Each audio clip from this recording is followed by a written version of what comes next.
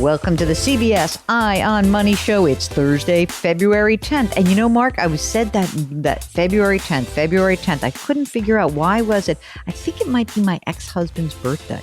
It was either the 9th or the 10th. Is it good news that I can't remember which it was? Usually you remember these things. I know. I think maybe it was the 9th. Now I'm confused. I'm not sure. Anyway, I would wish him a happy birthday, but I really don't care to. I'm supposed to be neutral. I don't want there to be happiness and I don't want there to be grief. I'm neutral. I'm absolutely neutral. That's very diplomatic of you. Thank you very much. I just know that it must fry his onions because he lives in Philadelphia to hear my voice on the radio and on TV. And I'm sure that people must say to him like, oh, isn't that your ex? I think that that's enough that I can inflict pain in him for just that few moments of anxiety that creates. Sounds like quite the pardon of the ways you guys had. Oh yeah, it was great. It's great to have a relationship conclude after a year with your wife saying to you, "Uh-oh, I think I'm gay." That's not a great way to end it. So, on the other hand, it was not great that he outed me to the entire universe before I was really ready to come out. So we both have our bones of contention. I will say that. Okay. I will very much cop to that. Well, it was not my greatest day and months, but it was a year, a month, and a day, which is the name of the novel or the autobiography that I have yet to write. There's a lot of meaning behind that one. Oh, yeah. All right. So, Mark, it's February 10th. We are kind of rolling into, oh, my God, I cannot wait. When is that long weekend? When's that coming up? I just can't wait for these days where it's like, we have a day off. President's Day is the 21st. So we got another ways to go on that. But we got a whole week next week. Oh, Valentine's Day is coming up. What are you doing? No, we don't go crazy. I'll just, some flowers. She likes her hydrangeas. So that'll be my get. All right. Hey, if you've got an idea for Valentine's Day, let me tell you one thing I've learned. Never go out to dinner on Valentine's Day. And since it's a Monday, don't do it anyway. It's like, I call it amateur hour. You have to pay up for no reason. Make it something. Do something, but don't do dinner. That's the worst. You would think that's common sense. It's like, don't go out on New Year's Eve. Don't go out to dinner on Valentine's Day. It's common sense, isn't it? Yeah. I guess not. You know what's so funny? I was talking to somebody who's in the New York City theater world. She was saying, the weekend where there was like the big, huge blizzard, ticket sales, you got to love New Yorkers. Anyone from New York City knows it's like, hey, there's 8 or 10 inches of snow on the ground. There must be a ton of cancellations. Ticket sales to Broadway shows on that Saturday, the worst day, soared. It was so great. I'm like, yeah, that's right, New York. We know where that we know that you dum-dums are not coming in from the burbs because you're scared of the snow, or maybe you're stranded. Okay, maybe you're being safe. We'll take those tickets. Thank you very much. We're going to see Hamilton. It was great. I love that story. Speaking of snow, what was the snow total out east? There was 2 feet and sometimes more, basically east of Islip, Long Island. And so it will be interesting for me to return to my home and see what I find. I'll find out tomorrow. What what lies ahead, whether I can get into my driveway or not. Oh my goodness. All right. Now, talking about people who live in the burbs, this is exciting. We have someone joining us here on the Eye on Money program who's going to talk about her financial life. If you too would like to join us, you can just go to jillonmoney.com, click the Contact Us button, and you will be connected with us because Mark will make it all happen. Today, we are joined by Samantha. She lives in the burbs of New York City. Samantha, how much snow did you guys get? I think we got about a foot. A foot. It was enough to go sledding, which was great. Oh, that's nice. Yes, it reminds me of my childhood, and I love seeing the look of joy on my child's face when she goes sledding. It's just magical. That's so great. Oh, that's nice. Well, so what brings you to our airwaves today? So I have a question about making a non-deductible contribution to an IRA. First of all, let's start first. That's your question. It's, non-deductible IRA, but I'm going to make you do this. So tell us about yourself. My husband and I are both 41, and we have a 4-year-old. Okay. And we both work. We bring in about $400,000 combined. The working rich of the suburbs. Poor you guys.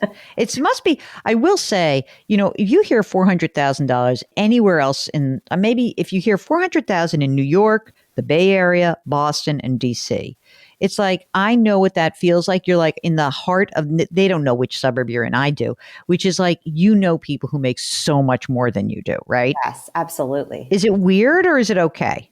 It's okay, I think, because our daughter hasn't gone to school yet, into the school system. But once she goes and she starts going to the rich people's homes, I think it's going to hit us.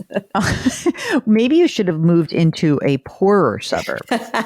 Have you ever thought about that? Then you wouldn't have the good schools. You wouldn't have the good schools. I know. That's the crux of it, though. Yes. Okay, so you make $400,000 together. You both work. You put money into your retirement accounts? So here's where it gets weird. So my husband is covered by a retirement account at work. He has a Roth 401k, which he maxes.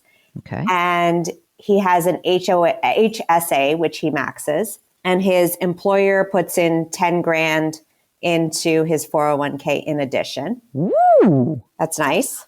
And then for me, I work at a very small firm and we don't have a retirement plan. What?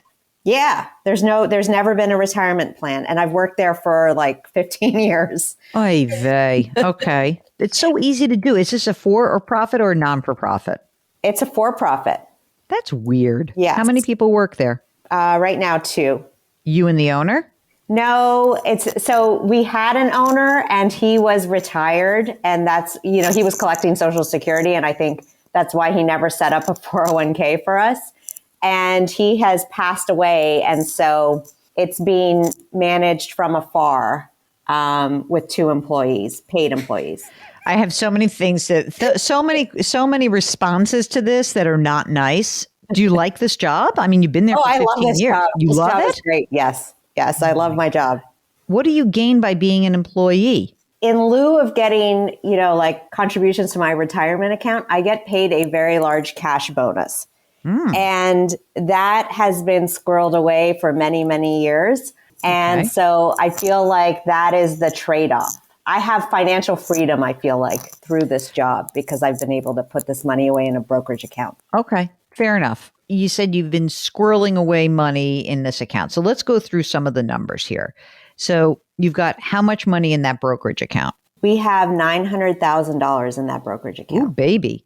And when you said a bonus, that is included in the 400 that you gave me as a total, Tom. Yes. Okay. Okay. Where's the brokerage account held? Schwab. Okay, good. And you guys are managing it, right? Yep. Okay. Now, husband's 401k. Tell me that. His 401k is at Fidelity. It's a Roth. Yeah. How much is in there? $100,000. And then is there an old retirement account somewhere floating around? Yep. So he has a rollover IRA. We've rolled it over into Schwab, an IRA for him. And there's 100,000 in there. No, I'm sorry. There's 73,000 in that IRA for him. And he also has a Roth with 84,000 in it. And then I have retirement, my IRA accounts. I have a traditional IRA with $100,000 in it. And I have a Roth with 80,000 in it. Great. So question for you. I presume because you have no 401k, does that mean you get your health benefits through your husband because he's doing the HSA? Everything is going through his job, right? That's correct. Yes. Okay. Any money for 4-year-old daughter in the old NewYorkSaves.com? We have not done that. I've been on the fence about it. And I've been giving it some thought because I knew you were going to ask me about it, why we haven't done this yet. And I think, my husband and I both had to kind of find our own way through college. And so he went through the California state education system and paid his own way. And I am Canadian, so I went to school in Canada, great tuition over there. And so that's always been in the back of our minds that, maybe she would also go to Canada or something like that, whatever. Oh my God. Mark, this is second time. Yep. Did you hear our show do you listen to both of our podcasts? Yes. Did you hear the show with a guy who's like, I don't know if I should move to Canada? Yes. Wasn't that wild? Yes. So you're like, basically screw the kid, essentially. That is what she'll be fine. She's going to go to a fancy public high school. It's going to give her some help. and whatever, you'll help her if you had to, or you would, or whatever, but you're not going to make a special 529 designated account, right? Well, I think you and Mark have turned my opinion on this, and we have decided to start contributing $10,000 to her 529 beginning this year. That is the right move. Mark, I knew you were going to chime in on this because Mark, explain why the 529 in New York is such a good one. Well, first of all, it's an awesome plan. It's completely run by Vanguard. You got great investment options. It's super cheap. And then you guys, as a married couple, get up to a $10,000 deduction off of your state income tax. Mm-hmm. So why not? Mm-hmm. Yeah. I like it also, I must say. And odds are she's not going to go to school in Canada. I don't know. Who knows? Maybe she wants to go to California like her dad, or she wants to go to NYU or Columbia. It's going to cost a lot of money. Wait a minute. Even if she goes to SUNY Binghamton or SUNY Albany, it's still going to cost a lot of money. Right. So I would do it. I mean, I would not want to like throw that on my kid. Hey, figure this out. Samantha, another couple of questions for you. Mm-hmm. Tell us a little bit about your insurances. Do you have life insurance? Yes. So I have it's just under $1 million term. Mm-hmm. And I have a question about that actually. And okay. What's your question? So I don't like paying for life insurance. I think it's a waste of money. Well, I know why we have it, right? I get why we have it. But do you like paying for auto insurance? My husband takes care of that, so I don't see the bill. But I want to die. I want to make this worthwhile. But basically, my question is, and my husband has his insurance. We got a beefed up policy through his employment. A term policy. Yes, a term policy. And how much does he have? 1.1 million, I think. And it's portable through work? Meaning if he leaves, can he take it with him? I don't know about that part. You better find out. Okay. I was just planning on getting another one when he moves jobs. It starts to get, you are getting into your 40s. Yes. And it gets more expensive. So okay. I presume, I don't know, does he work at a big company? Yes. It's probably a portable policy, which means you can bring it with you if you leave. Okay. So you've got a term policy. What's the term? How many years are left on it? Probably about 21. I think I got a 25-year policy when she was born. Yeah. And it's a level term. It just stays the same premium every year, right? That's correct. Yes. Okay. I'll tell you what. I'll make a deal with you. Okay. Pinky swear. Ready? Okay. If in 15 years you don't die, you can get rid of the policy. That was my question. You read my mind. Yep. But you got to get her through, and we got to see what happens, and we got to make sure that nothing bad happens to either of you. But if you drop dead in the next 15 years, it's not going to be good. So don't do that. Okay. Don't do that. How much are you paying for it? It's not a lot. $50 a month, something. Come on, you cheapskate. Come on, stop with your complaining. $50 a month. You probably spend more on coffee. I would still keep it in 15 years for $50 a month. I would too, but maybe her husband, she don't want to give him a reason to knock her off or something. You got a lot of money, by the way. I'm just going to say that you have accumulated a good chunk of money, right, Mark? Aren't they in great shape? So far, so good. Just get that 529 going, but yeah. All right. So I just want to quickly just run through the numbers. So it looks to me, I'm leaving the retirement. So the retirement account has this is 250, 350. There's like over 400,000 in total retirement assets. The fact that you don't have a retirement account for yourself, the brokerage having 900 grand in there, gorgeous. I think the 529 is also kind of good for you because it's a real tax efficient way to invest, right? There is no tax due on all of the money that accumulates, presuming it is used for higher ed. And actually, you can even use it now for private high school, but you're not going to do that because you're paying those high property taxes. So I think that it's a great idea to use that. Now, Mark, let's talk about the non-deductible IRA for Samantha. What do you think? Versus just what? Throwing it into the brokerage? Yeah. I personally would just keep doing the brokerage. That's what I'm thinking. I'm sort of feeling like the brokerage is working for you. I think that even the extra money, frankly, just using the 529 plus the brokerage is probably perfect for you. How are those estate documents? All set? Oh, yeah. Our estate documents are all in good shape. We got them done a couple years ago. Great. Any other big financial issues that are bubbling up? We didn't ask you about your house. You own your home. How much is it worth? We own our home. It's a co-op. It's worth about $650. We owe about $450 on it. The mortgage rate is like 2.99, something like that. Okay, so you've got this co-op. Is it big enough, or is there any change that's going to happen in the house?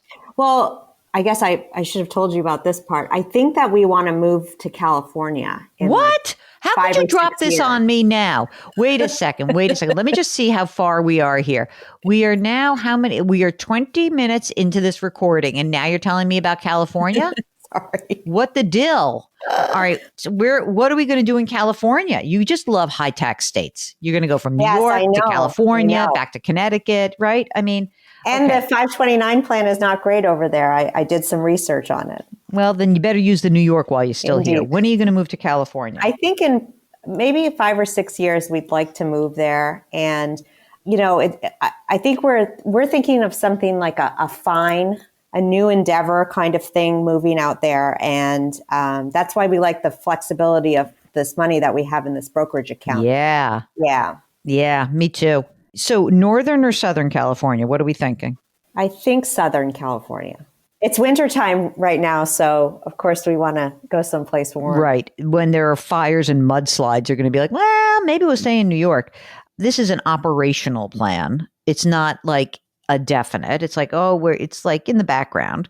You're not going to make any extra payments on your 2.99% loan.